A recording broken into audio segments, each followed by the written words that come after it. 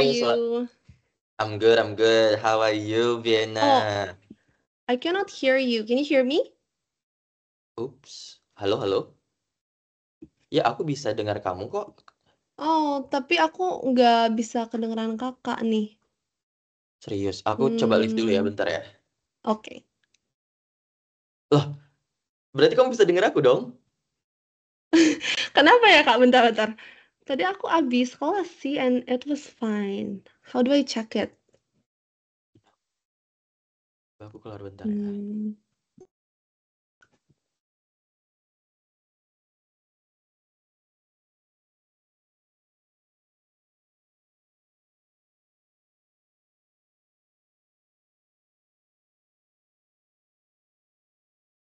tes tes. Tes, tes. Masuk? Masuk ya? Kenapa aku nggak bisa dengar suara kakak ya kak ya? Sekarang udah bisa dengar nggak, Vienna? Hmm, Halo? Tes, tes. Satu, dua, tiga. Cek audio, cek audio. Kedengaran nggak?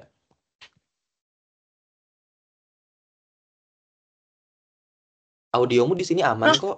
oke kak. Udah kedengeran tiba-tiba. Aman ya? Oke. Oke, so sorry. Aku jarang pakai Teams kak. Nggak apa, nggak So apa. sorry about that. Nice, alright. Halo, Vienna, apa kabar?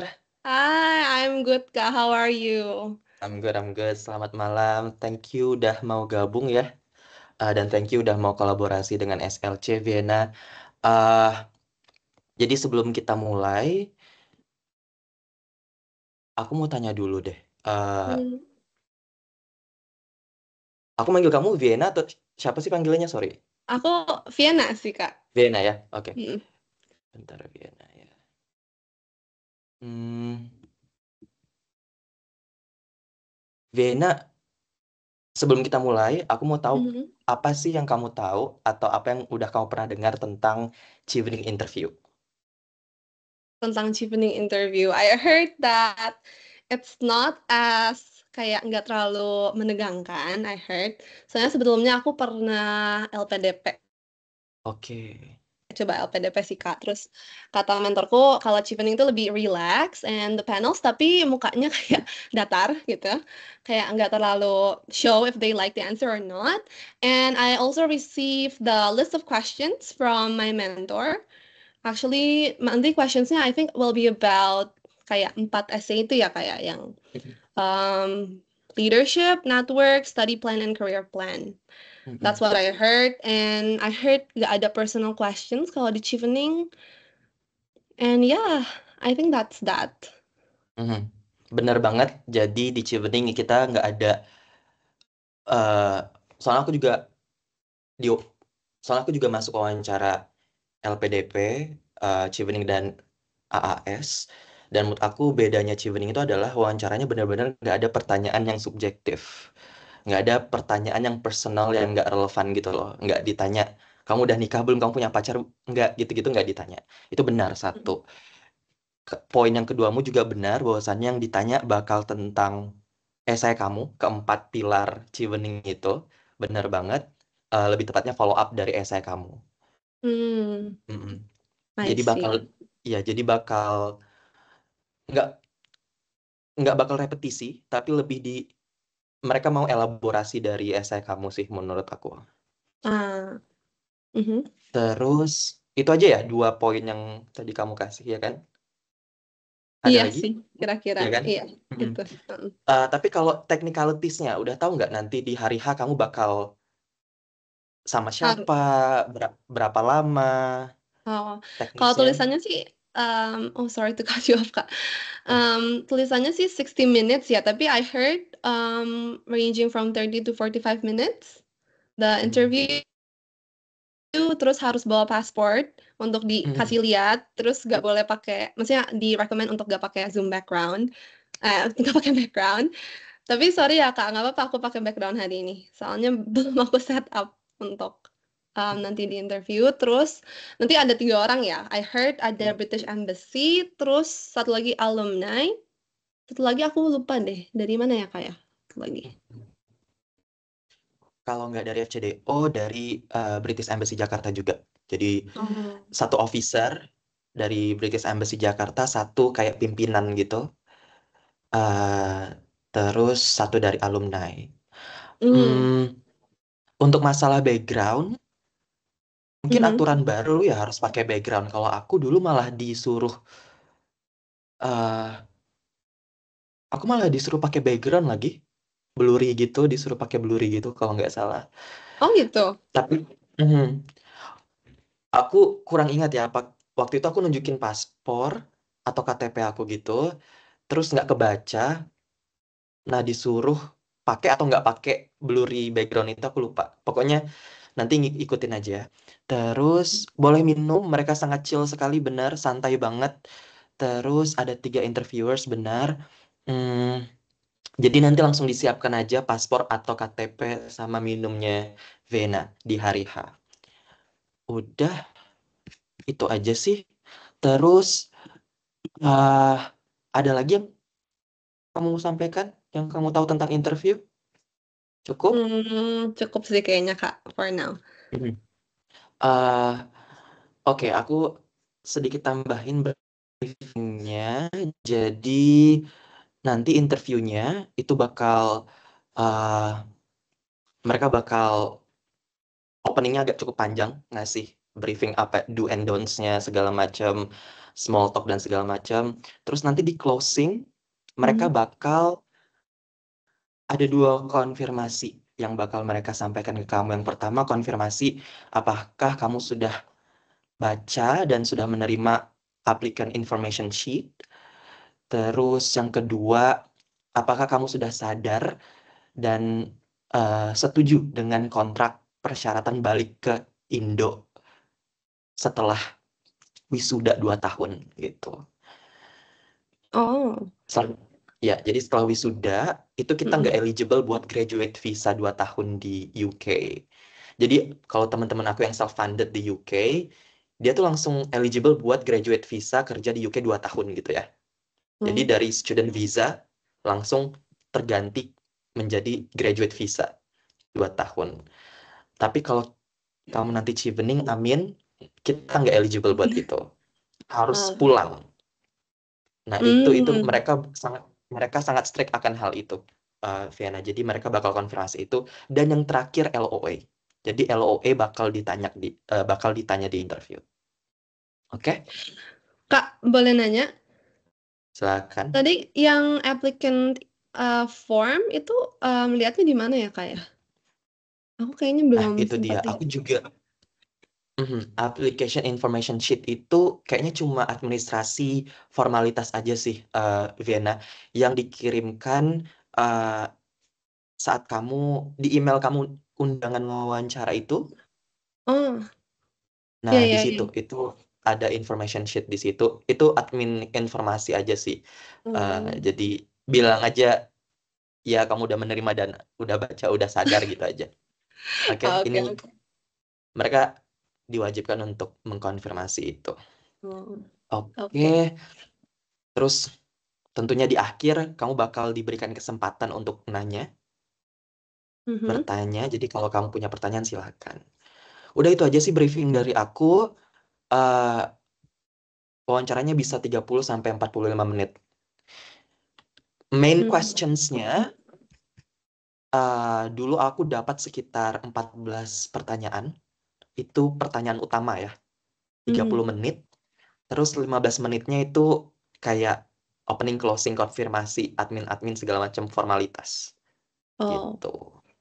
Oke? oke. Oke, Kak. Ada. Oke. Cukup briefing kita, ada pertanyaan lagi? I think belum sih Kak sekarang. Oke. Belum ada pertanyaan. Kalau nggak ada, siap. Kalau nggak ada, kita mulai ya. Oke, let me drink for a bit, Kak. Oh, aku juga deh. Hmm.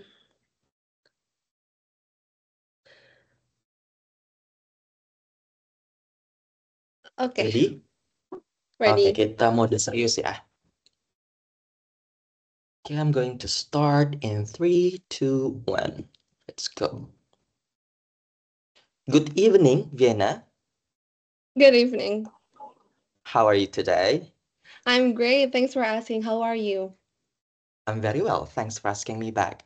Welcome to the Chevening interview, Vienna. You have been selected from thousands of applications from across Indonesia, so you should be very proud of yourself.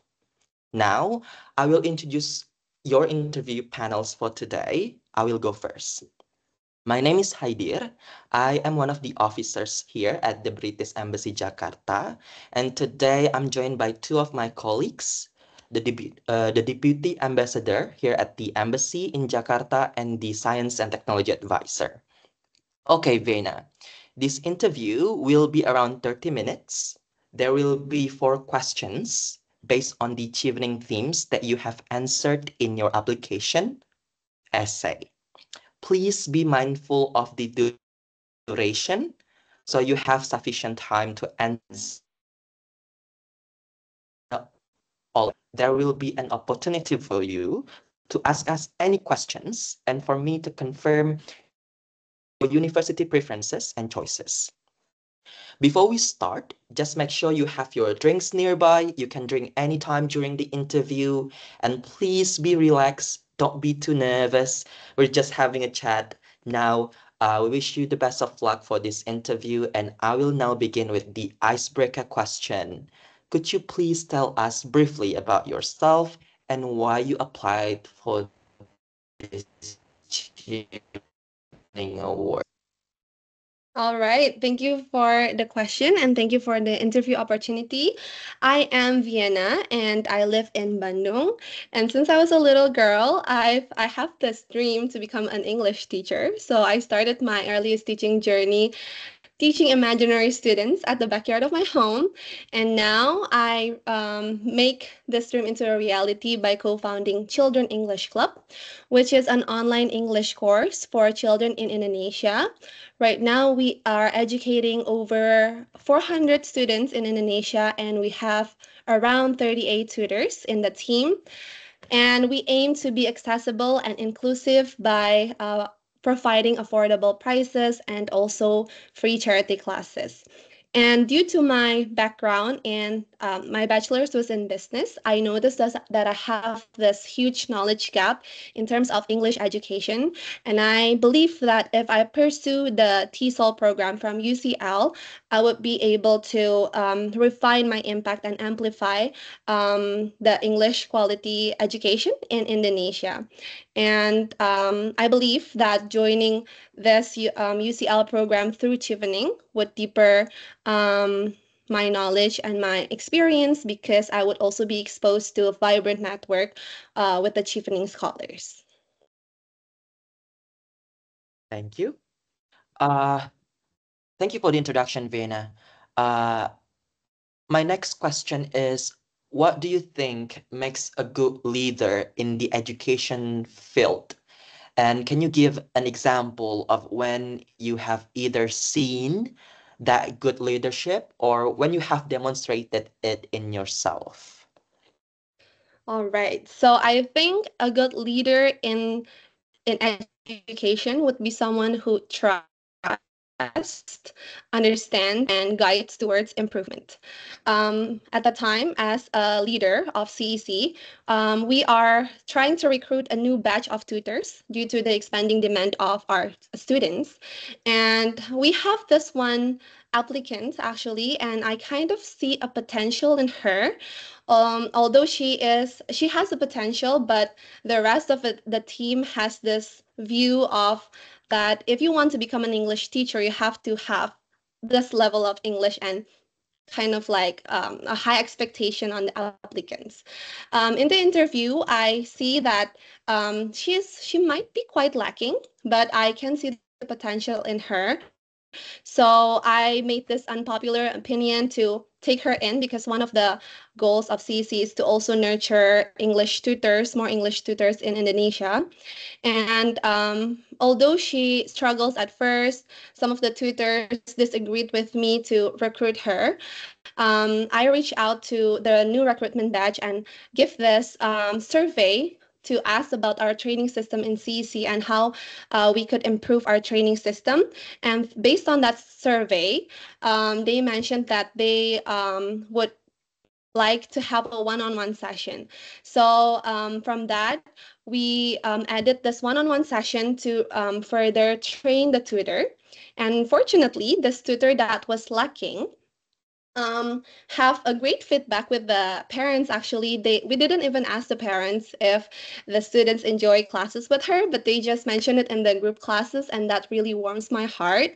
And I also asked my existing tutors to also train this new tutor that was kind of lacking, because I would also like to input like put this mindset into the tutors that sometimes when we are skilled and experienced in something, we forgot how we started.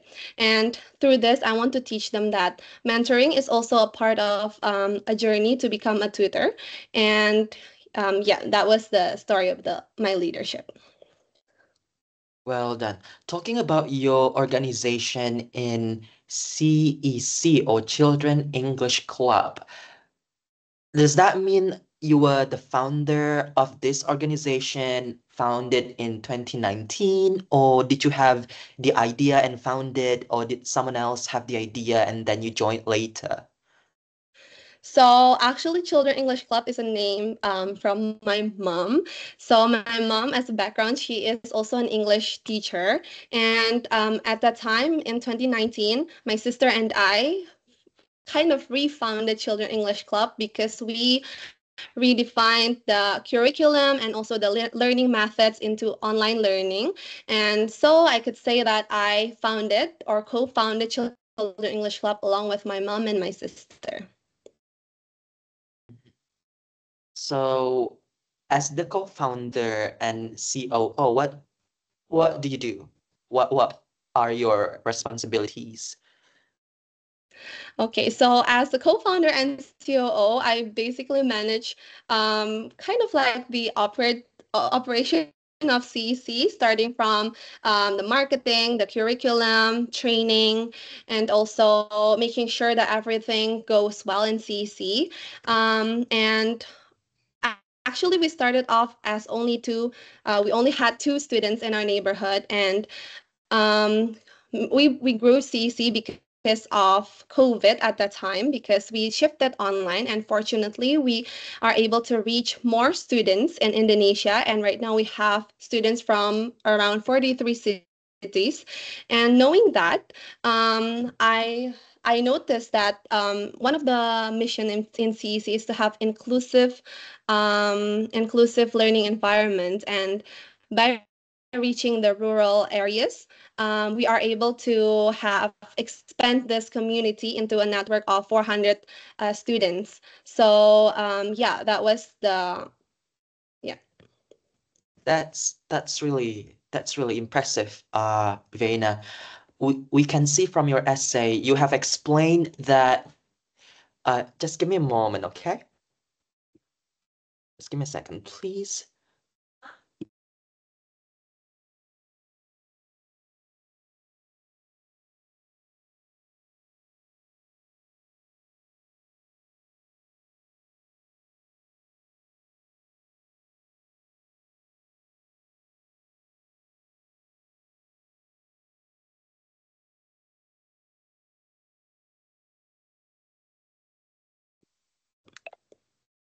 Apologies for that. I was No saying that worries. it's very impressive to see the progress of your organization in Children English Club, where initially you only had two children with you, and now you already have almost more than 42 tours and 400 students all around Indonesia. That's really uh, a good job. Now, I'm just wondering, it's been almost 6 years now. We're just wondering, how are the projects progressing now? Do you still have projects in any other regions, or how are they progressing right now? Okay, so for the progress of Children English Club, we are still growing and we are still recruiting more tutors. It is slowly progressing, I would say, but we are slowly but surely progressing into a vibrant community. And also, for instance, previously we only have around 30 tutors, but now we have 38 tutors due to our training system. And I could say that we also expanded the reach. For instance, there was this one time when one of our students couldn't continue learning with Children English Club because of her financial issues with her parents. But knowing the potential in her, I initiated this charity program to offer free classes to the students in Indonesia from underprivileged background. And right now we are allocating 10% of our students for free classes. And through that program, we are able to also expand and grow Children English Club because even though our students cannot, let's say, like pay for the classes, they can still and join and be a part of our community. And that's also one way for Children English Club to grow. That's really cool. There's such a subsidy, 10% of free classes. That's wonderful. Now, let's move on to the next theme of Chevening, which is about networking and collaboration. Can you please tell us about a challenge that you have overcome in your professional work in life and what you have learned from that experience?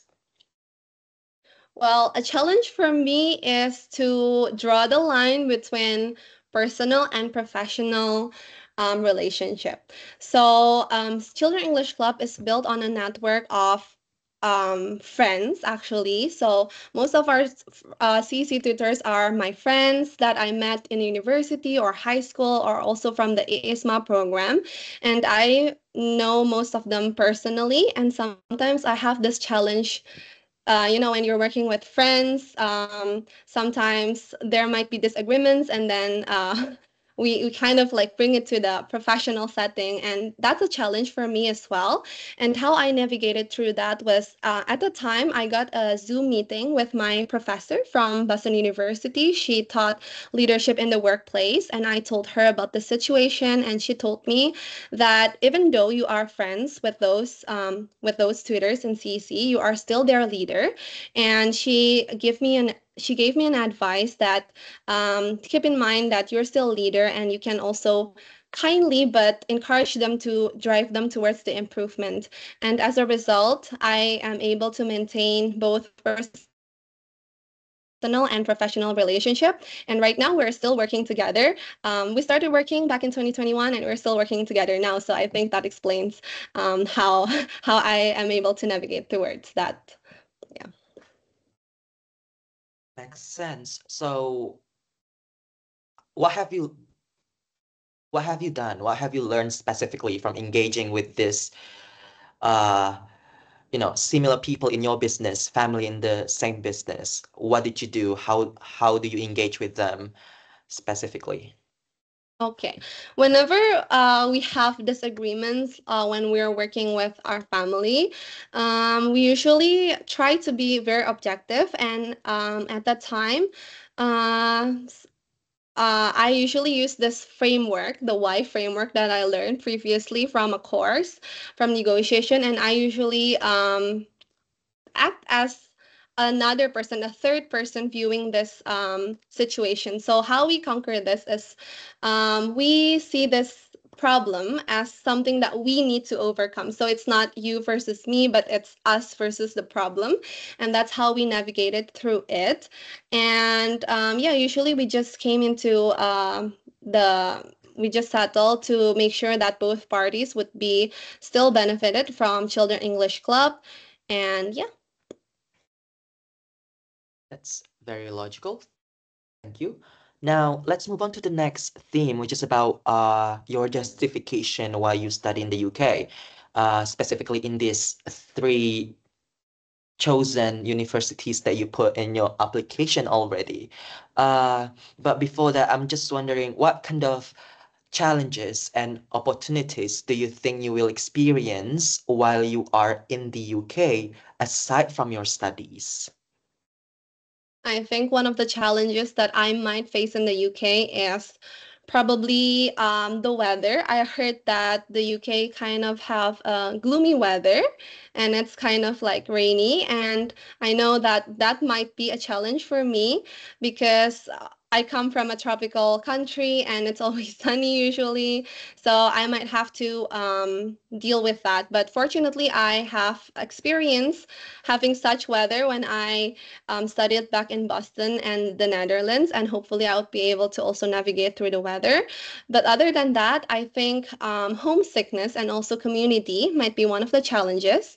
But I know that the priority for this would be finishing my master's, but also engaging in personal relationships. So my plan to navigate through the community and feeling lonely in a new environment would be to be open and try to go to as much events and networking events probably with the Chevening scholars and also maybe the PPI Indonesia, also going to religious activities. I believe that those would support me through the challenges in the UK.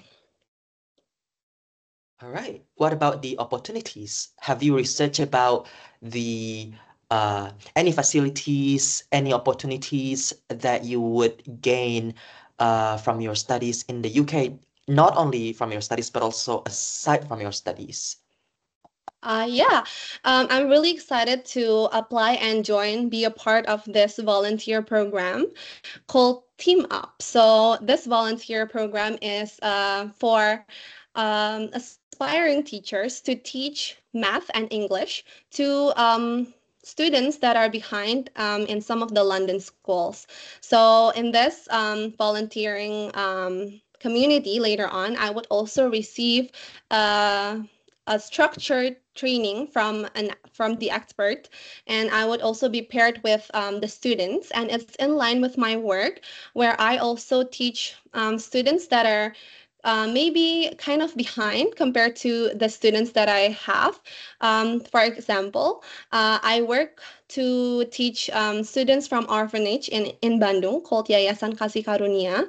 And because they haven't received English education before, they're a little behind compared to students their age. And I believe the knowledge that I gained from this volunteer unit, I would be able to bring back to Indonesia to influence these types of students and students from rural areas that haven't received proper English education before. And other than the volunteer service, I also want to join this student organization called the Edupreneurship. And this organization is from UCL actually, but I would also be able to gain some insights on edupreneurship, so combination of entrepreneurship and education, and also technology. And there's also this network session where I can have the possibility to meet the founders of Forbes Under 30. So I think that's going to be a great opportunity for me. Awesome. Now, let's dive down into specifics of your choices and preferences. Why did you choose to study in the UK, specifically at UCL in London, compared to other countries or universities like Australia and the USA, for example? Okay, so actually, I've considered the universities in Australia and USA as well. But as I research deeper, there are three reasons actually why I chose the UK. The first is because of the ongoing collaboration between the Minister of Education of Indonesia and the UK in terms of education. This collaboration has been going on for 75. I believe through this, it means that Indonesia somewhat has been influenced by the UK in the education system. And also the Minister of Education is collaborating with the British Council to train English teachers in Indonesia. So I think if I learn in the UK, it's going to be in line with what is happening in Indonesia and what I am going to contribute later on. And second is because I am an English teacher and I want to learn in a country where English is the first language. Although Australia and USA, um, they also have English as the first language, but UK is the origin of English. It first came from England, and also yeah, English as the first language, I think I would also be able to improve my English. And thirdly, is growing up behind the English textbooks that I see. There's always the writing from Oxford or Cambridge, and that's how I have this idea of like, oh, UK is one place that I can learn about English, and also the audio tapes. They speak British English, and like Taylor Swift said, hardest homies were the hardest, but God, I love the English. So yeah, those are the reasons why I chose the UK. Awesome. Now, from your application, we can see that you have obtained an unconditional LOA from UCL. But what about the other options, Glasgow and Edinburgh? What happened to these? Okay, so actually for Glasgow, for the specific MSc program, they rejected me, but they shifted me to the MED program because they say I have this experience of teaching and they should defer me to MED. But then it's a conditional offer that I have to finish this set of teaching certification. That's for Glasgow. And from Edinburgh, I actually received an unconditional LOA just this morning. And from UCL, I also received unconditional LOA. Yeah, but my top choice right now would be UCL because as I dig deeper into the courses and also the opportunities, UCL stood out the most due to the course. So for UCL, this program is specifically designed for in-service. So my classmates would be those English tutors that are already teaching English. So I believe that that's going to be like an addition to that. And other than that would be because of the opportunity that I mentioned previously about the entrepreneurship and also the volunteer where I can teach in London schools. And I think it's one once in a lifetime opportunity. Mhm. Are you sure that those organizations such as Team Up and Edupreneurship and professional classmates not gonna happen in Edinburgh as well? I believe I can say that Edinburgh might be one platform, but actually for Edinburgh, the program is not specifically designed for practicing tutors like me. I can see that based on the entry requirements. Their entry requirements is they mostly put the importance of people that have previous relevant education background and not previous education experience. And when I applied to Edinburgh, they also require additional documents that states that I have the experience. So I think it's going to be different because the approach itself is different. Yeah. Noted.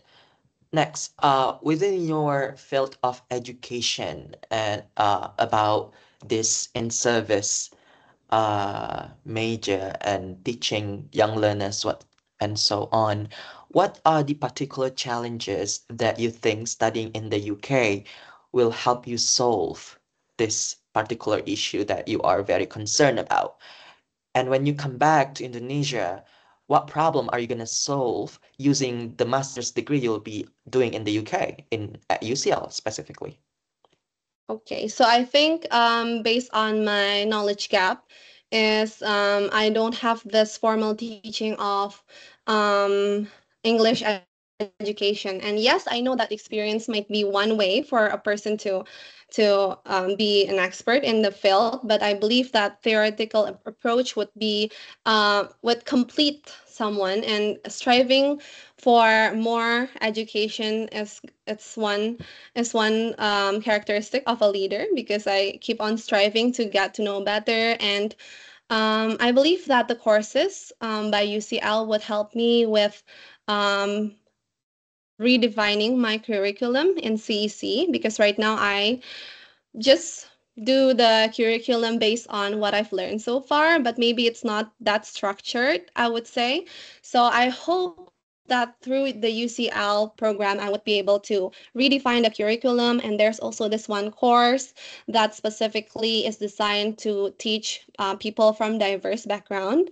And it's also in line with my work from CEC, because the children are actually, they are based in 43 different cities. And of course, they are coming from different background, and I want to know specific different approach when I teach certain students. So I believe that that is like one way for UCL to help me. And the problem in Indonesia, for that question, for years Indonesia has been ranked in the low proficiency, and the Minister of Education is trying to implement this English for schools and children, and they're really trying to train the English teachers. So I believe that with my expertise in English education in UK, I can also help make more English tutors so that more children could be reached. For example, if it's only me in Children English Club, I probably can teach 40 students, but with 38 tutors, the impact is 400 students. So that's how it works. I think creating a positive domino effect would be one big impact for me. Yeah. Thank you.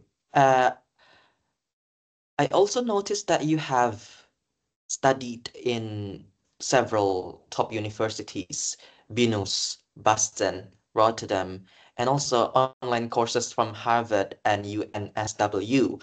Uh, and all of the pedagogical theory and to refine your curriculum and to adapt inclusivity, it's all free access on public, on Google Scholar, for example. Why is this not enough? Why do you really need to go to to UCL and learn this? Yeah. What's I the gap believe actually here?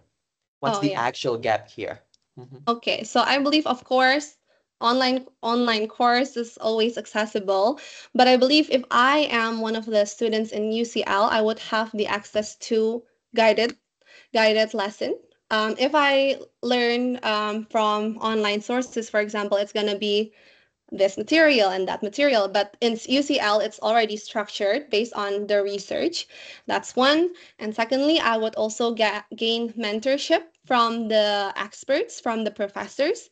And at the end of the course, there will be a dissertation, and it's going to be, I will have one coach or one mentor that is an expert in that field. So I believe that is also another gap that cannot be filled if I go on to online course. And number three, would be my credibility as a leader and as an English tutor.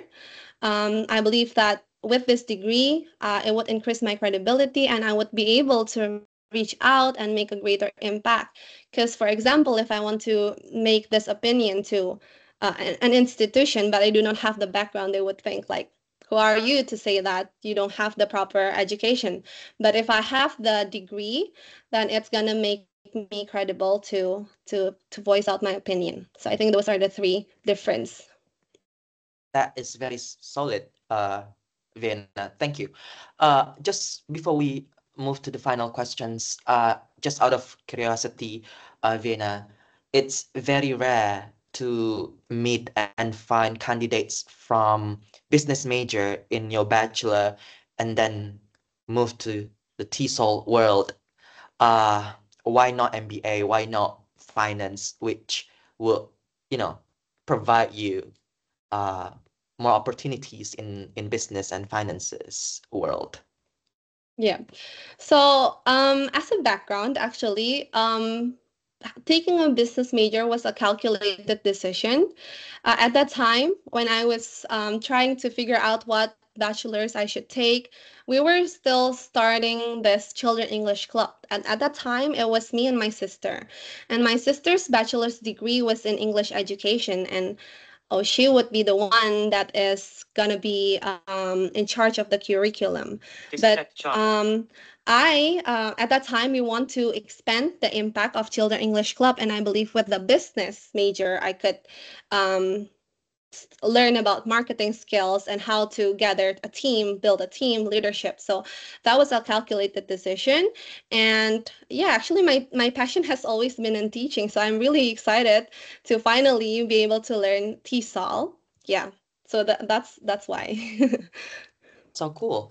All right, now let's talk about the final theme, which is about your career plans. After your master's, you mentioned your short-term, medium-term, and long-term in your essay. But just to confirm, do you see your future career being more in academia as a lecturer, or in teaching children, or even in public policy or PhD, or even advising the government or changing regulations? Which one do you see yourself in the future? Well, I still see myself as someone that works at Children English Club, although that does not close the door for taking other opportunities in academia.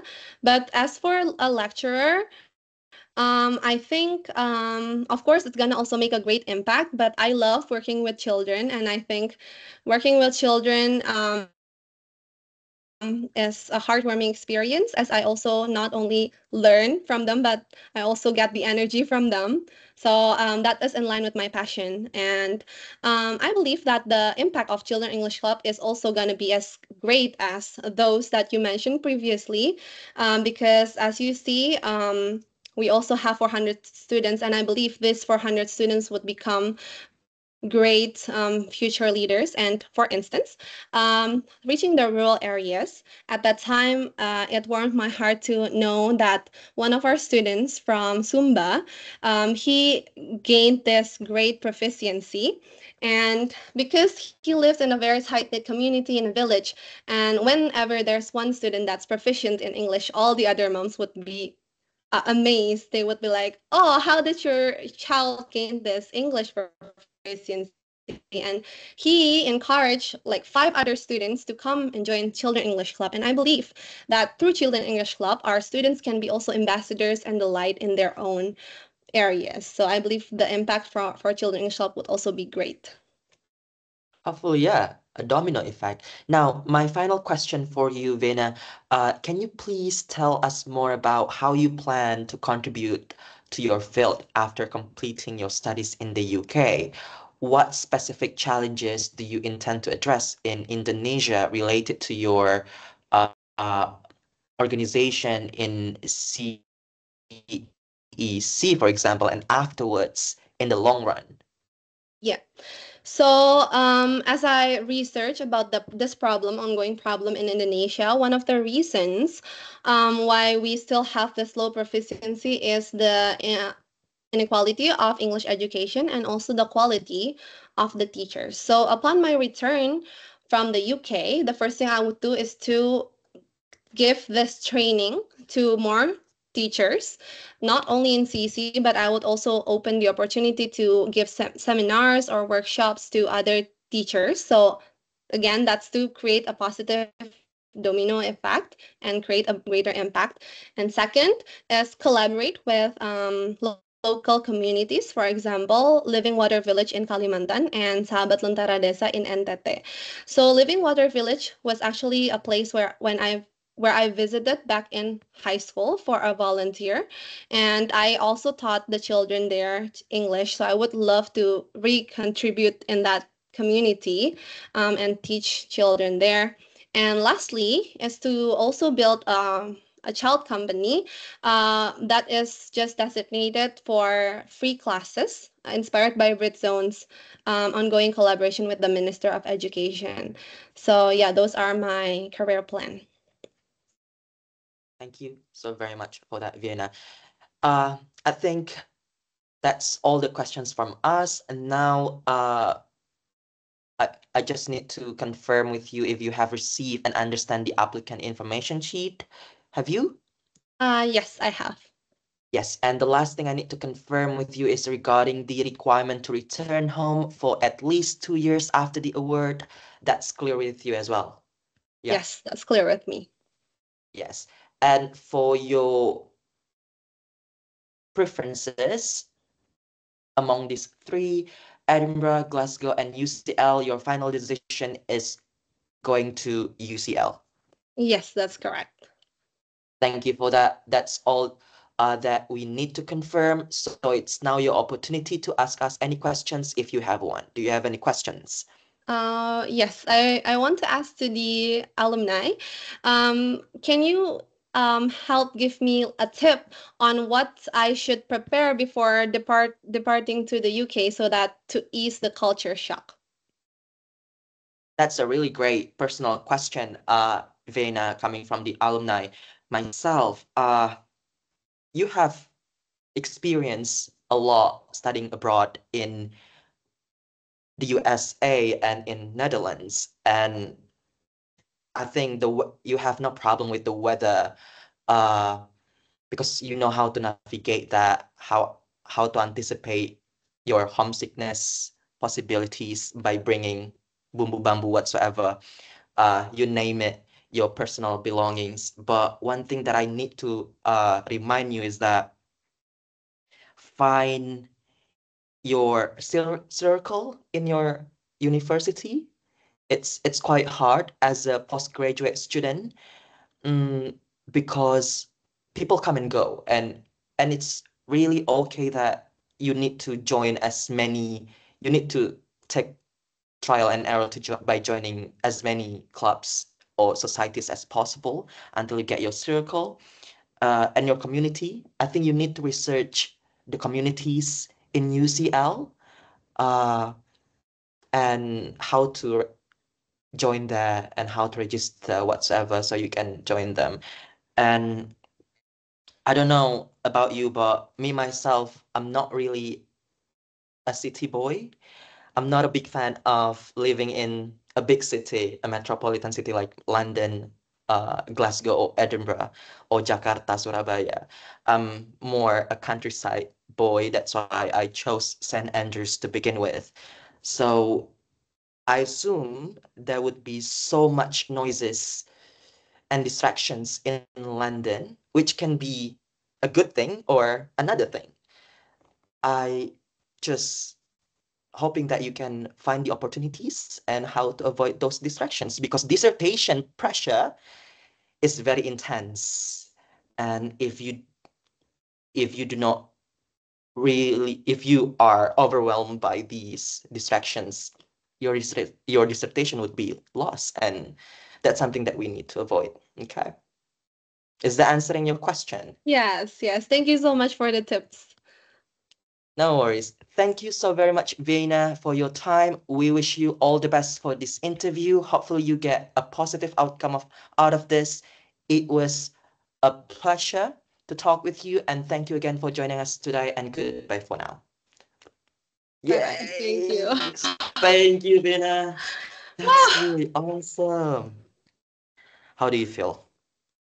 I don't know. I think it's also because of you yang kayak super kind.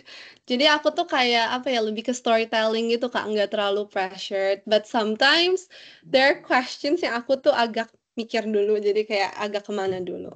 Sama tadi ada question yang Kakak tanya about COO. Itu aku di tengah-tengah lagi jawab, lupa tuh pertanyaannya. Jadi aku agak ngeblank di situ. Yes, gitu. But I enjoyed the interview overall, I think. Soalnya di CV kamu atau di essay kamu tuh agak apa ya?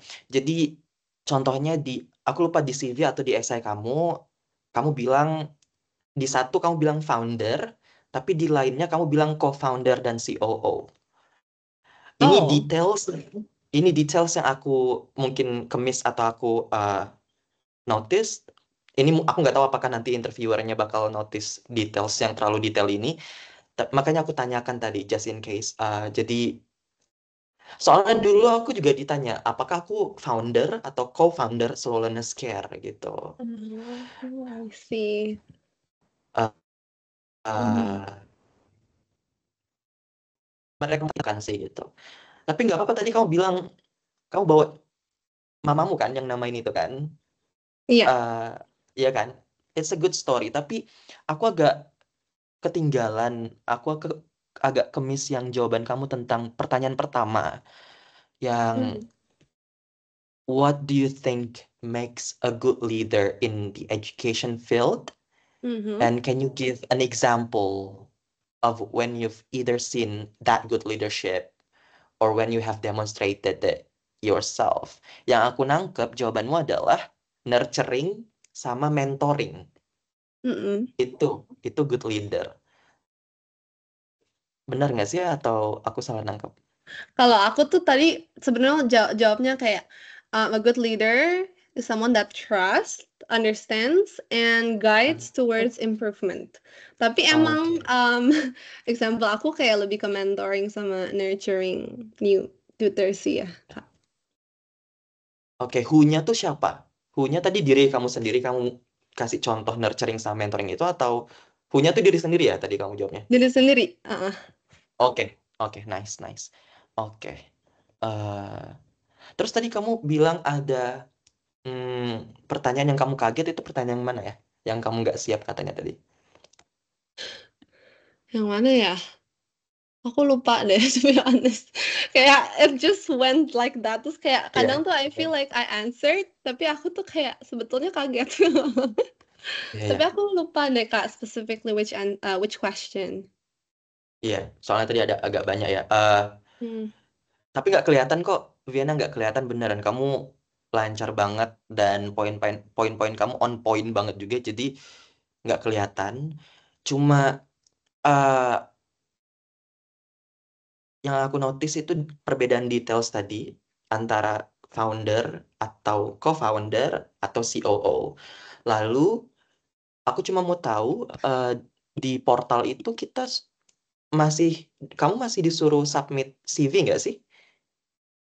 Kayaknya aku sebenarnya lupa sih Kak, tapi kayaknya enggak soalnya waktu kasih tahu interview itu kan kayak aku bisa download application kan Kak. Terus kayak nggak ada CV tuh, cuman kayak nama, terus essay sama references. Oke, oke. Berarti nggak diminta CV ya? Soalnya ada beberapa perbedaan sedikit di antara ada perbedaan detail sedikit antara CV kamu dan esai. Selain itu, Hmm. selain founder, co-founder, COO sama total dari tutors dan students kamu nggak jauh beda sih. Di satu kamu bilang 38 tutors, 400 students, di satunya 35 tutors, 390 students. Jadi Ah, iya, iya mungkin Kak. ada yang keluar, ada yang masuk mungkin ya. Jadi, tapi kan CV Hmm. nggak masuk portal. Just in case, you need to justify uh, biar nggak kaget. Lalu, aku nggak butuh klarifikasi kamu karena aku yakin ini mungkin details yang kecil yang mungkin keluar masuk database. Just in Betul case. Kak. Gitu. Aku Mhm. kayak update satu, yang satunya nggak ke-update kayaknya. Ya kan, Sebetulnya ya CV kan, aku update waktu mau kirim ke kakak banget sih Kak. Jadi kayak, oh sekarang ya. kan ada 100 gitu. It's okay, it's okay. Lalu, jadi jawaban kamu di main questions, Vena, aku suka banget karena bener-bener kamu tuh storytelling, nggak ngapalin, nggak scripting kayak aku dulu. Itu bagusnya kamu. Eh, dan kejawab semua. eh, tapi introduction sih, Vena, introduction kamu menurut aku apa ya? Bagus. Kamu mulai dari personal story, masuk ke CEC, baru kamu bilang gap aku tuh bisnis ketisol loh, gitu loh. Hmm. Makanya aku butuh butuh ini eh, gap knowledge-nya gitu. Tapi kayak kamu masukin details tutor, jumlah students itu loh. Menurut aku kalau details dimasukin di introduction agak overwhelming. Oh. Jadi jadi mungkin menurut aku introduction 30 detik cukup sih. atau 60 detik dan dibuat tegas dan concise. Nggak cuma concise tapi tegas. Tegasnya tuh kayak bilang, kamu boleh bawa personal aspiration kamu, story kamu, kenapa akhirnya kamu benar-benar pengen nerjun ke dunia ngajar ini. Terlahirlah CEC, tapi bachelor kamu bisnis, makanya ada gap di sini. Makanya aku punya LO, aku sudah pegang LOA UCL loh. Dan aku berharap bisa uh, dapetin Chevening ini. Langsung gitu aja, langsung pitching kayak Oh, aku udah pegang, that's why uh, kamu bilang right now, that's why I'm holding LOA unconditional from UCL, and I'm hoping untuk dapetin Chevening ini. Udah tegas gitu. Baru mereka masuk ke main questions gitu. Nanti details apa itu CEC, apa mhm. teknis dan apa yang kamu lakukan di CEC itu nanti di main questions, di main Ah, diskusi. Introduction-nya buat generic aja. I'm a oke. founder of CEC, bla bla bla bla, kasih sedikit. It's an inclusive language school for young learners in Bandung, whatever. Dibuat generic, jangan mention angka dulu. Ah, Uh, ya angka nanti aja. Uh, mhm. uh, I've been teaching, I don't know, tapi kamu bilang mungkin educational business ini udah successful karena dibantu dengan bachelorku yang di business and entrepreneurship and marketing and finance. However, I'm still lacking in the formal fundamental pedagogical knowledge and skill set. Hmm. Karena nggak ada background pendidikannya kan. That's why I'm holding unconditional LOA in in-service TESOL at UCL, and I'm hoping that I could be the uh, you know, and I believe I can be the ideal or deserving candidate for Chevening this year. Whatever, pakai stylemu sendiri gitu. Mhm. Hmm, itu sih. Kamu ada unek-unek lagi? Aku tadi jadi inget Kak yang aku kaget pertanyaannya itu yang Kakak tadi nanya kayak kamu kan udah belajar ini, terus apa bedanya sama kalau S2 gitu. Itu aku kaget sama Mm-mm. ya itu sih. Aku tiba-tiba Mm-mm. keinget waktu lagi take notes. Mm-mm. Mm-mm. Hmm. Itu beneran follow up question dari aku pribadi, bukan dari naskah yang aku Hmm. pakai buat mentorship selalu ini. Itu beneran personal question dari aku buat kamu. Kayak kamu tuh udah kamu tuh udah ngajar di CEC 6 tahun loh, di di CEC dari 2019 udah ngajar 6 tahun. Walaupun S1 kamu bisnis, tapi kamu sudah pernah menjadi mahasiswa di 4 top university, BINUS, apalagi catatanku, Boston, Rotterdam, Harvard, UNSW. Logically, asumsinya kamu udah tahu gitu loh, top classroom management tuh gimana harusnya gitu loh. Kenapa masih butuh Mhm. TESOL? Itu aja pertanyaanku. Kenapa masih butuh TESOL yang sebenarnya paper-papernya, buku-bukunya itu sudah available online gitu. Tapi jawaban kamu bagus sekali. Kayak kamu kasih 4 poin di situ. Guided structured curriculum dari UCL-nya, in service lagi, kan in service itu artinya yang masuk situ kelasnya benar-benar udah berpengalaman ngajar, nggak kayak pre-service yang fresh graduates. Terus dapat mentorship dari profesor ini, mungkin bisa tambahin riset profesor ini, nama profesornya siapa, satu aja nama profesor dengan risetnya yang benar-benar pengen kamu pelajarin tuh bidangnya gitu loh. Hmm. Contoh kalau aku S1 aku pendidikan bahasa Inggris, kenapa aku masih mau ngambil TESOL? Karena TESOL di St. Andrews tuh mengkombinasi nggak cuma pendidikan bahasa Inggris sama TESOL aja, tapi dia mengkombinasi TESOL with specialism in technology for teaching. Jadi yang aku pelajari adalah inclusive games and gamification for students with specific learning differences such as dyslexia and dysgraphia. Dan Profesor Paula ada SPL di klinik di St. Andrews. Nah itu loh details-details itu tuh yang penting buat kamu dapatkan. Makanya ini cuma ada di UCL gitu. Dua details yang bagus itu team up sama edupreneurship di UCL. Itu bagus sekali. Dan itu harus keluar nanti di wawancara kamu. Aku nggak mau tahu. Eh, tapi itu kan di luar dari studi kamu. Di luar Mhm. TESOL kan. Kayak volunteering, which is great. Karena mereka mau work-life balance. Dan work-life balance kamu volunteering ini. Tapi fundamental gap di studinya itu loh yang aku belum dapetin. eh Mhm. disertasi. Disertasi tentang apa juga gitu loh. Credibility penting, itu poin penting juga. Jadi ini sih yang PR kamu, Vena. Kamu Hamin berapa Hamin ininya 7, Kak. wawancaranya? Exactly, Hamin hari 7, Rabu depan, ya. Rabu depan. Cari nama profesor di UCL, Vena. Eh, kamu udah tahu gak sih siapa? Atau udah riset?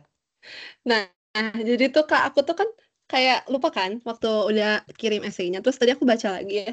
Aku tuh salah masukin nama profesor di UCL under kayak kenapa aku pilih UCL ada this professor dan profesor itu ada di Glasgow. Terus aku tuh kayak I forgot I did that. Tapi gimana ya nanti kalau interview Kak? Kayak should I just Nggak mention apa-apa. kalau mereka nanya gitu atau gimana? Eh, itu human error yang sangat wajar. Dan mereka nggak bakal cek sampai sana. Tapi poinnya bukan itu yang aku maksud. Poinnya adalah nanti di wawancara, kalau kamu ditanya, apa sih gap ilmu, kamu tahu pedagogi kan? Mhm. Nah, harusnya kau bilang itu sih. Fok- Kosakata pedagogi itu harusnya muncul di di di wawancara kamu, tapi kamu nggak ada mention pedagogi. Pedagogi itu adalah, mungkin karena kamu bisnis ya, pedagogi itu adalah ilmu mendidik. Mhm. Nah, S2 kamu nanti itu tentang pedagogi, ya kan? Mhm. Eh, semua mata kuliahmu nanti di in-service TESOL, in-service TESOL UCL itu bakal semuanya tentang pedagogi, ilmu mendidik. Eh, nah, itu yang belum aku, selama ini yang kamu dapatkan adalah ilmu mendidik in practice. Ya kan? Nggak ada formal, belum ada formalnya. Belum ada fundamental theory-nya, fondasi teorinya, belum ada formal pedagoginya. Nah, kenapa ini penting? Gitu. Kenapa masih butuh ini? Padahal kamu sudah punya pedagogi in practice selama 6 tahun di CEC.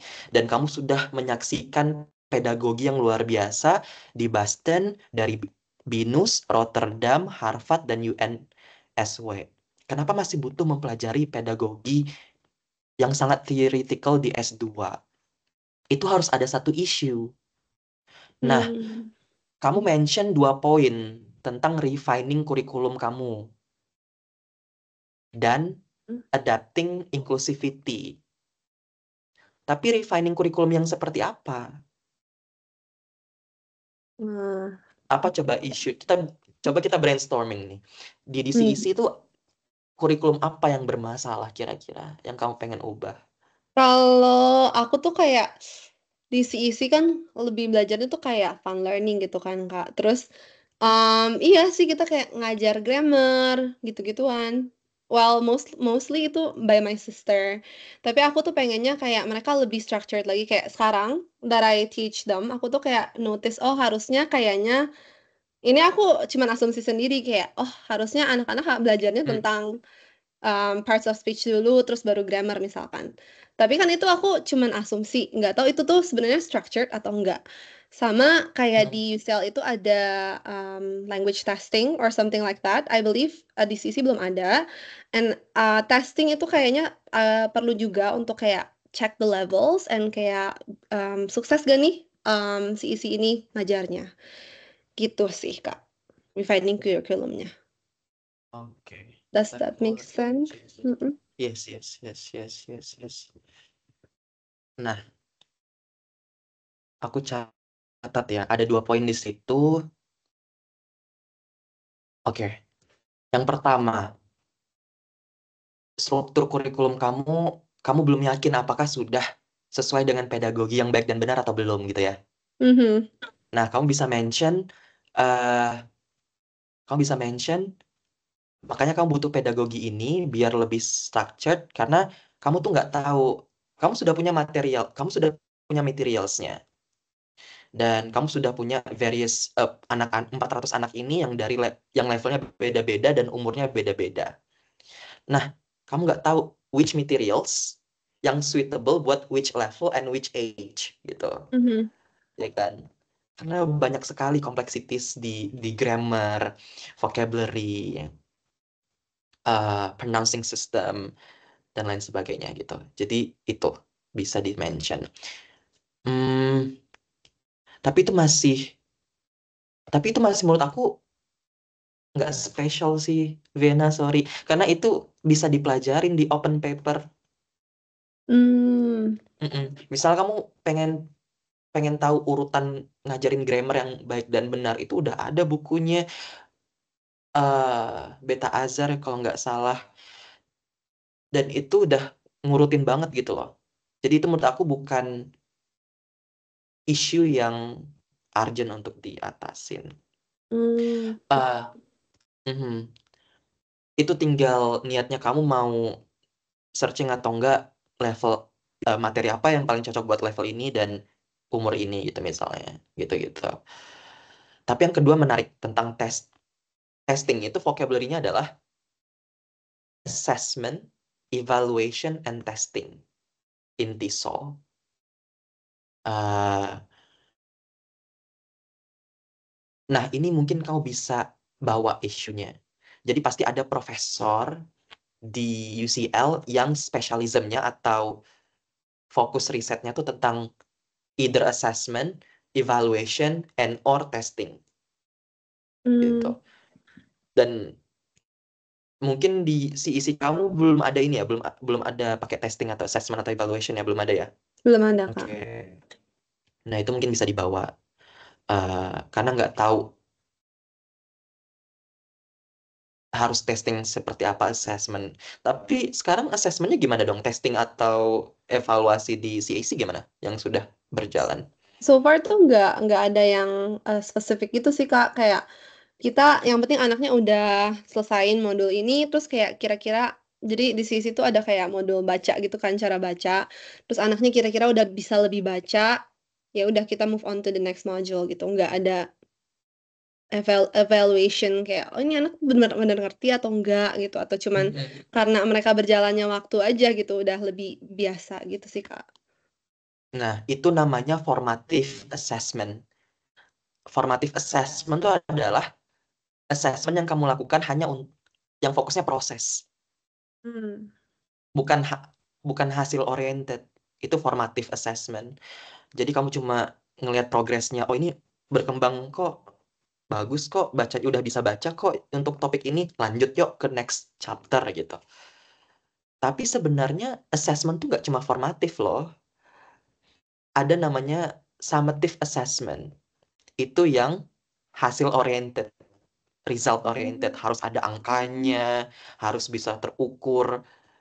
Tapi kan untuk menciptakan sebuah summative assessment itu nggak mudah. Kamu benar-benar harus mempertimbangkan soal items itu, soal-soalnya tuh harus yang relevan, harus sesuai nggak sama materinya gitu-gitu. Hmm. Jadi itu bisa kamu bawa sih. 400 anak di clear nggak tentang assessment, evaluation, and testing? Ada Clear sih, Kak. Tapi pertanyaan? aku masih agak bingung sih kayak yang tadi kan yang pertama mungkin masih udah banyak gitu ya di sebenarnya online resources. Hmm. Tapi aku cara cari urgent issue-nya itu gimana ya, Kak? Kalau Kakak dulu example-nya gimana? Mm-mm. Kalau aku tuh eh yang sudah aku lakukan dulu sebelum Chevening adalah aku tuh udah mengajar bahasa Inggris di semua level, semua umur, dengan pakai semua materi yang tersedia gitu. Eh, aku ngomongin PAUD, TK, SD, SMP, SMA ya. Karena Hmm. S1 kan nggak bisa ngajar universitas atau higher education gitu.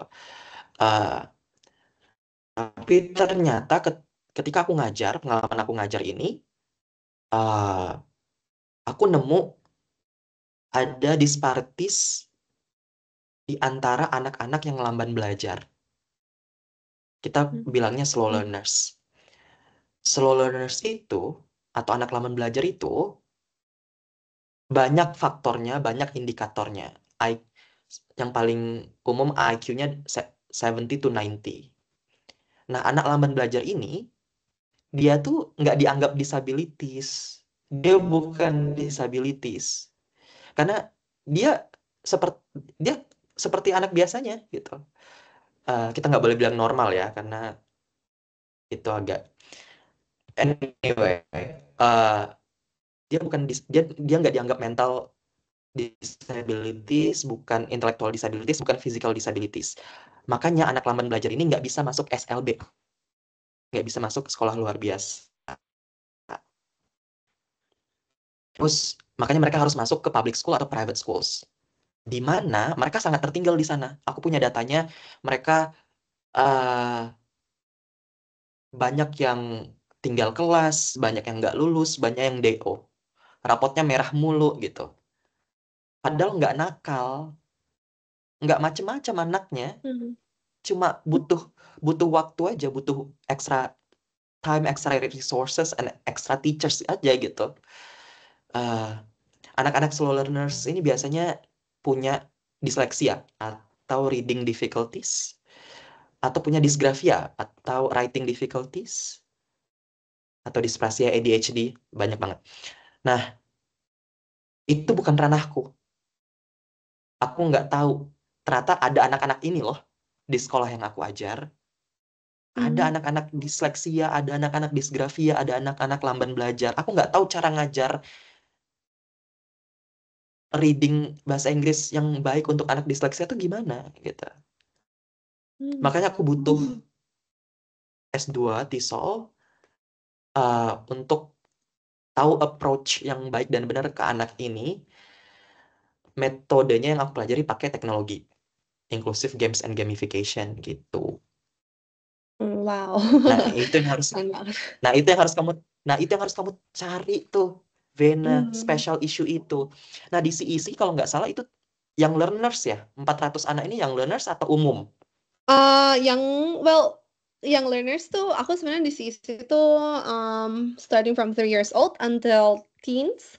Tapi kita recently baru buka ada yang kayak untuk teens and adults karena kayak mama anaknya ada yang mau ikut. Tapi aku nggak masukin ke essay chevening takutnya jadi terlalu broad gitu Kak. Hmm. So yeah, Mhm. mhm.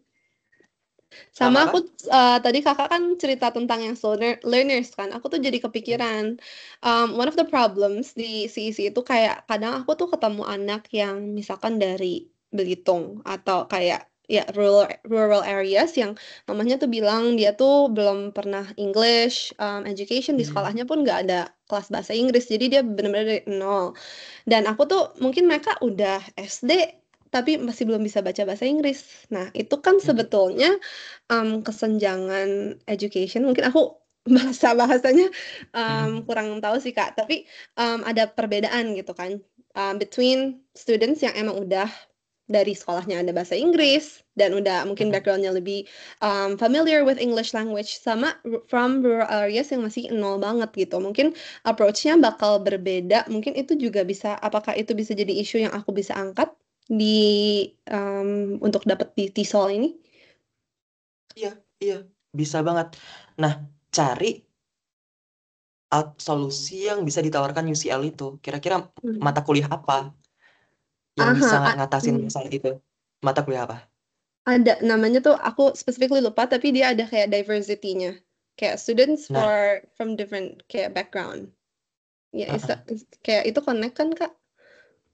Tapi students from diverse backgrounds Mhm. itu bukan berarti dari itu konteksnya bukan hanya anak kota, anak desa gitu loh. Hmm. Salah satu konteksnya bisa kayak Mm-mm. kasus kamu, uh, anak Jawa dengan anak pelosok gitu, sekolahnya beda, itu bisa salah satu konteks mata kuliah itu. Tapi uh, apa namanya, mereka juga bisa bawa ini perbedaan budaya, kayak Mm. native speakers versus non-native speakers, English native speakers di UK itu kan disparities juga, ya kan? Mm-mm. Mm. Beda beda background, beda culture, beda bahasa, beda agama, beda macam-macam. Tapi itu bisa masuk sih. Itu cocok. Kamu pelajarin tuh. Kira-kira ada approach apa di mata kuliah itu? Kira-kira ada approach apa atau metode apa yang bisa, yang hanya ada di sana gitu. Dan diajarin oleh profesor siapa? Skill Mm. set apa itu? Approach. Kamu harus dapetin tuh nama approach itu, nama metode itu. Itu penting buat gap kamu ini, Vena. Mm. Hmm. Karena kamu sudah menyaksikan di CEC beda banget ya anak dengan umurnya sama ya. Umurnya sama-sama kelas 5 SD, tapi yang satu dari Jakarta, yang satu dari Bangka Belitung ya. Mm. Ternyata kemampuan bahasa Inggrisnya beda jauh karena kesenjangan fasilitas itu, ya kan? Nah, itu metodenya apa, approach-nya gimana tuh kalau mereka jadi satu kelas Mm. di CEC? Susah kan? Iya. Kamu ngebedainnya gimana gitu-gitu.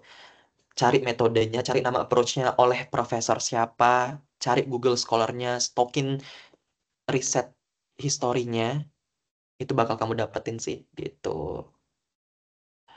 Dan kenapa harus sampai berangkat ke UCL? Ya tadi kamu bilang itu bakal kamu further develop di disertasi kamu, di mana kamu bakal dapat intensive private mentorship dengan beliau up to 6 meetings, 3 bulan intensif untuk hanya ngebedah metode dan approach ini loh.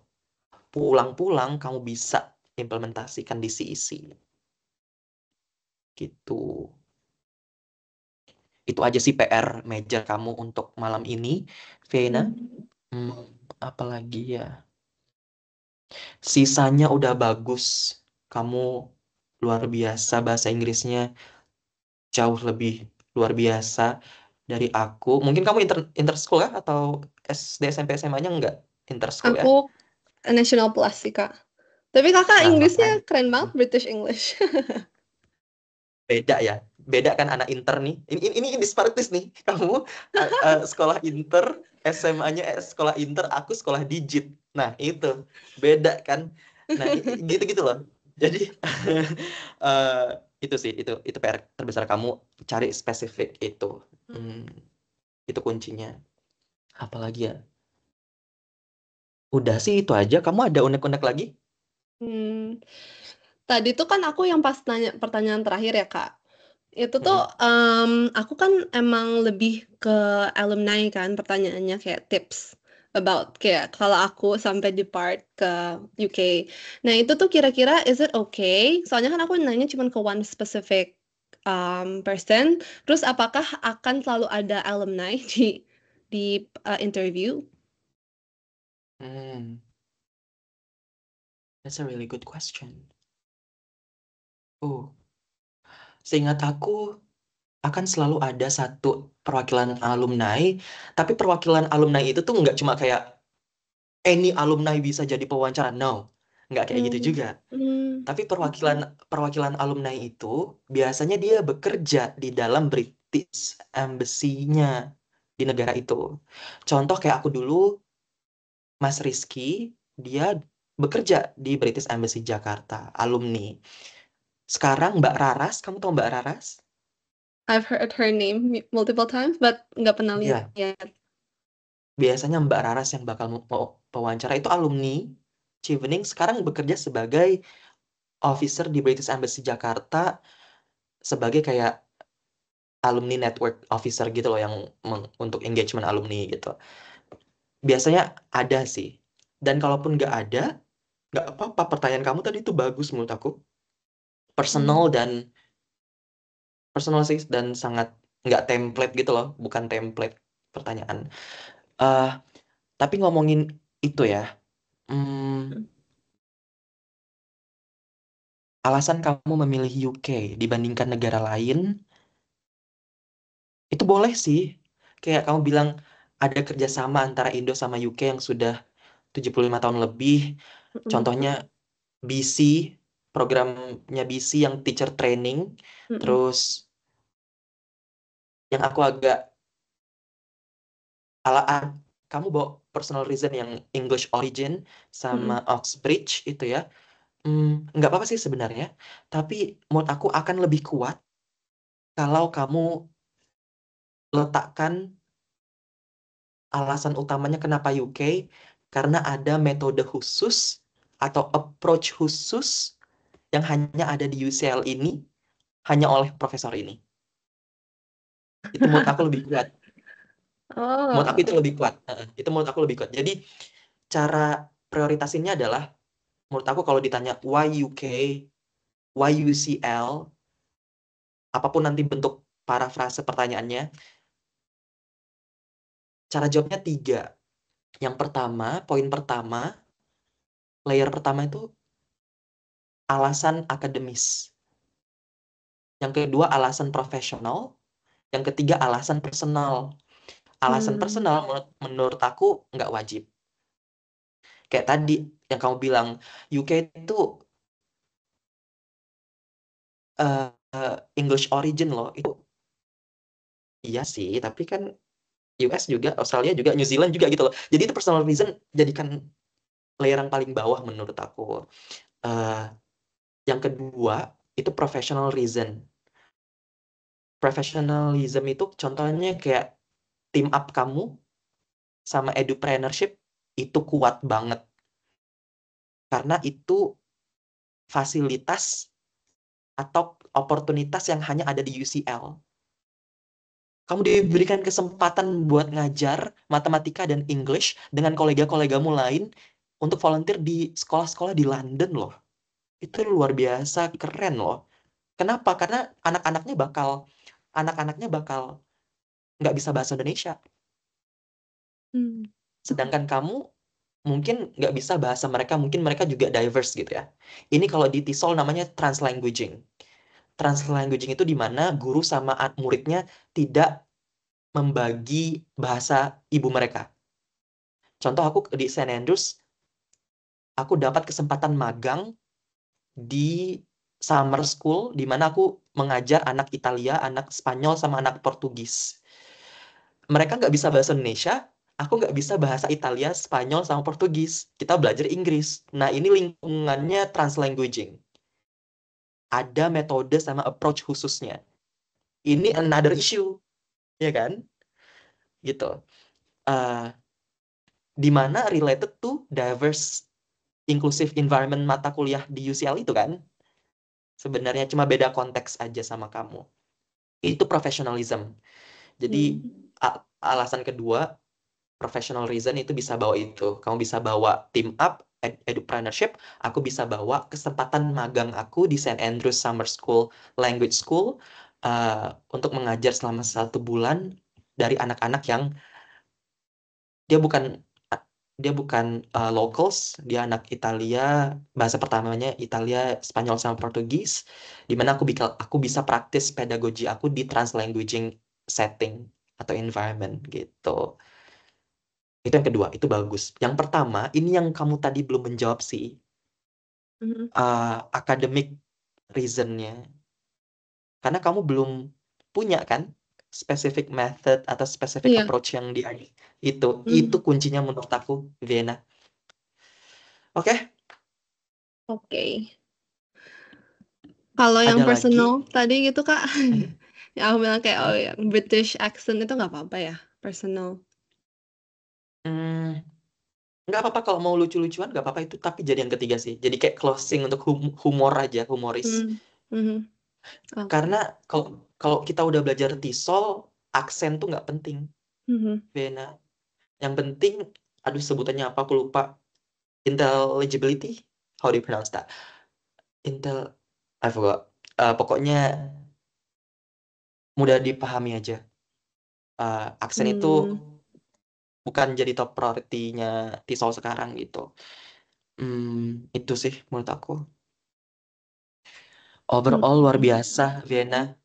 Kalau menurut aku, satu mockup ini udah cukup. Kamu nggak butuh lagi mockup lain. Kamu cuma butuh riset itu, ya, riset metode atau approach itu. Kalau itu ada, kamu sempurnain. Aku yakin kamu sangat potensial bisa dibeli sih sama Chevening karena ini luar biasa semua kualifikasi kamu. Amin. Thank, amin. Amin. Dari Mhm. Vienna ada lagi unek-uneknya atau Kalau anything? tadi Kak, jawaban aku ada yang kepanjangan nggak Kak? Hmm, bentar aku cek dulu ya.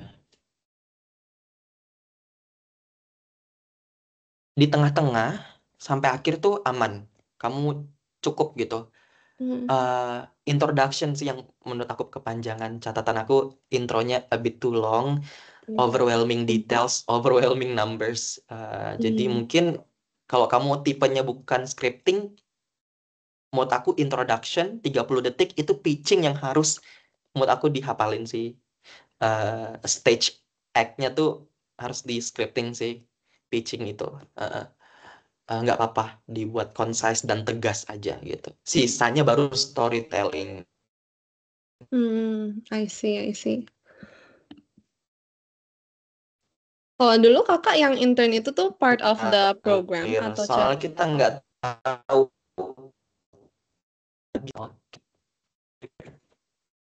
Kak, sorry Halo. kayaknya kakak atau aku lagging deh. Can you still hear me? Mm-mm. Kayaknya tapi tadi kedengaran nggak tadi? Halo? eh Agak lagging Kak. Tapi aku udah dengar sih tadi yang intronya kepanjangan dan kayak overwhelming numbersnya nggak Ya. perlu di-mention di introduction. Mungkin nanti di other questions bisa dijawabnya ya. Mm-mm, mm-mm. Ada lagi dari Vena? Udah sih Kak, aku kayak ya thank you so much for the time and for the feedback. I feel like the mock interview was so enjoyable and I hope nanti di interview juga it could be enjoyable kayak aku storytelling aja, semoga. Karena aku scripting terus kayak pas ditanya juga agak lupa gitu langsung kayak nggak tahu gitu takut. Mm-mm. Tapi I'm Mm-mm. nervous as well. Tapi kalau dulu kakak banyak explore juga, maksudnya kayak S2 itu workload-nya a lot, or do you still have time to explore UK or even Europe? Mm. Mm. Master di UK itu cuma 1 tahun, Vena, sangat intens sekali. Dan untuk traveling, hmm, untuk anak TESOL, aku nggak bisa lagi. Cuma, jadi kita ada jatah orientasi. Kamu tahu ada jatah orientasi sama farewell ke London? Oh, kamu Oh, di London Chevening. anyway. Iya, Oh, iya iya, I heard, I saw from the iya. kayak ini regulation, huh? Jadi ketika kamu datang, kamu wajib ikutin orientasi di awal dan sebelum pulang farewell itu di London. Tapi karena kamu di London anyway, tapi pertanyaan kamu tadi apakah ada waktu untuk explore atau traveling kan? Iya, kayak Ada lah. workload-nya banyak banget gitu sampai kayak harus fokus study banget atau kayak you can still enjoy your time there. Eh, Dua-duanya sih, Vienna. Kalau aku nggak tahu sistemnya UCL gimana ya. Kalau di St. Andrews kita blok-blok gitu. 2 semester aku, 1 tahun kan 2 semester. Setiap semesternya ada 2 blok, ya kan? Eh, dan ada liburan akhir tahun itu loh, ya kan? Itu satu Hmm. bulanan loh. Ya Oh. itu kalau nggak salah 1 bulanan libur akhir tahun, libur Natal, libur tahun baru, libur apa semester 1 ke semester 2 itu kan transisi itu. Dan itu winter holiday juga. Jadi di situ bisa kamu pakai buat mungkin mau trip ke Highland, ke Scotland atau Euro trip. Tapi kan udah pernah ke Belanda. Kamu waktu di Belanda nggak sempat Euro trip tak? Euro trip sih Kak. Kan kurang ya. I think it's like a refreshing kalau lagi abroad. Karena kan kayak kalau ke sana sendiri bakal mahal banget. Kayak Oh mumpung iya. di sana kan. Mm-mm. Mm-mm. Banyak kok temanku yang apply Schengen visa lagi dan atau karena aku juga ISMA BTW 2021. Oh eh iya, Kakak kemana? iya, aku ke Ceko, Oh Pasti. wow. Eh, Waktu itu aku sempat Euro trip banget. Jadi Chevening ini aku fokus UK trip aja sih karena Brexit kan. Oh. Jadi aku explore UK gitu. Tapi banyak temanku yang kayak kamu tuh manfaatin Schengen visa sama UK visa juga gitu. Oh, berarti Kak Haidir tuh angkatan berapa Kak? Jangan kita seangkatan. Aku angkatan kalau di Binus 2023 namanya. Aku maksudnya graduate 2023. Aku 1 tahun sebelum kamu berarti. Berarti kamu waktu Oh. 2021 masih semester 4 ya? Iya. Iya, Eh, iya, iya. Iya, aku udah Ini aku udah skripsi. 5 kayaknya. Oh iya Oh, semester. udah Aku skripsi udah jadi. udah semester 7, aku udah semester 8 waktu itu. Oh, Mm-mm, oke. gitu. Boston berarti sama Ezer ya? Iya. Ah, Kak Haidir Iya kenal. kan? Iya, iya. Iya. Angkatan aku dia di UB, Pendidikan Bahasa Inggris UB, Iya. dan dia XL Future Leader juga gitu. Jadi kenal. Mm-mm. Oh, wow, Masih. such a small world. Mm-mm, mm-mm. Pokoknya aku doain Vena, Hmm. kamu masih ada mock-up schedule lagi sama mentor lain setelah ini? Belum sih, Kak. Dan menurut kamu ini cukup? I don't know. What do you think? eh Menurut aku cukup sih. Kalau boleh, aku biar ada motivasi untuk riset. Kalau kamu sudah dapetin nama profesor itu, nama matkulnya, nama metodenya, nama approach-nya, kirim Mhm. eh, jawabannya ke WhatsApp. Nanti kita review sama-sama gitu. Tapi menurut aku udah sangat cukup ini, Vena. Jangan dipusingin, mending kamu apa cari. Soalnya cari riset itu menurut aku agak PR sih. Hmm. Hmm, Lumayan makan waktu ya. hmm, Oke, oke. hmm. Yeah, I will Ah, definitely get back to you with the update ya. hmm. Semoga aku dapet yang pas itunya. Ah, Karena kalau kamu dapat spesifik itu di UCL, itu juga bisa jadi senjata kamu untuk ngedefend atau ngejustify kenapa kamu pilih universitas pilihan ketiga kamu, nggak Edinburgh atau Glasgow. Hmm. Tadi kan alasan kamu karena Glasgow sama Edinburgh, Glasgow nggak karena Glasgow nggak ACC, Edinburgh tadi agak-agak ini sih, eh, debatable sih. Tapi beneran menangnya UCL tuh karena in service. Service-nya ya. In service. Di UCL kan ada in service sama pre-service kan. Mhm, mhm. Nggak enak banget kalau di pre-service, apalagi bagi kamu yang udah lama ngajar, karena teman-teman kamu tuh bakal fresh graduates gitu loh. Mhm. Dan Mhm. aku nggak mau nge-underestimate yang fresh graduates ya. Kalau teman-teman kita tuh nggak ada pengalaman pedagogi in practice, kontribusi mereka ke kelas tuh dikit gitu loh. Nah, jadi kamu nggak bakal belajar banyak dari mereka. Sedangkan di in service itu bakal profesional semua yang datang ke sana gitu loh. Itu yang menang daripada Edinburgh menurut aku. Tapi kalau kamu punya satu specific approach and method yang ada di UCL, nggak ada di Edinburgh, itu jauh lebih memenangkan lagi sih menurut aku. Iya sih Kak. Oke? Mhm. Oke, iya tadi pas ditanya Edinburgh tuh aku sebetulnya kan dalam hati tuh masih kayak mikir gitu kan, kayak aku Edinburgh atau UCL ya, tapi jadi tadi kayak jawabannya agak lumayan blur ya, kan Hmm. kelihatan ya. Mm-mm. Mm-mm. Mm-mm. Oke deh, itu disiapkan jawabannya, justifikasinya, Vena. Kita udah lewat 4 menit, sorry banget. Makasih banget Vena atas waktunya dan atas performance-nya luar biasa. Ini aku boleh minta izin nggak sih? Ini aku rekam. Apakah boleh dijadikan dokumentasi untuk SLC? Boleh, boleh, Kak. Can I also have the recording? Of course, yes. Nanti aku bakal kirim di email kamu atau di WhatsApp kalau muat, kalau bisa. Oke, atau kalau nggak bisa di Google Drive. Uh, are you consented if this video is published on our YouTube channel?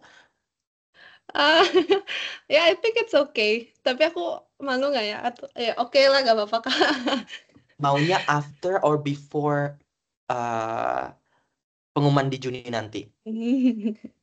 Maybe after kali ya. Mungkin Noted, soalnya kalau noted. aku nggak masuk kan kayak takutnya mereka nggak bisa belajar from me. No, no, that's not true. This performance, even if amit-amit worst case scenario happen, there's a lot to learn from you, from your performance, Vienna. Dari sini luar biasa jawabannya. Aku salut banget sih sama Kon. Karena memang sih, pokoknya Kon jagoanku lah. Ada banyak jagoanku yang top itu kamu sama Ayu karena sama-sama bawa inclusivity. Jadi semoga Thank you. yang terbaik, yang terbaik. Amin, Semoga amin. hasilnya. Thank you so much, Vienna. Have a Thank lovely you so night. much, Kak. You Bye-bye. too. Have a good night. Bye.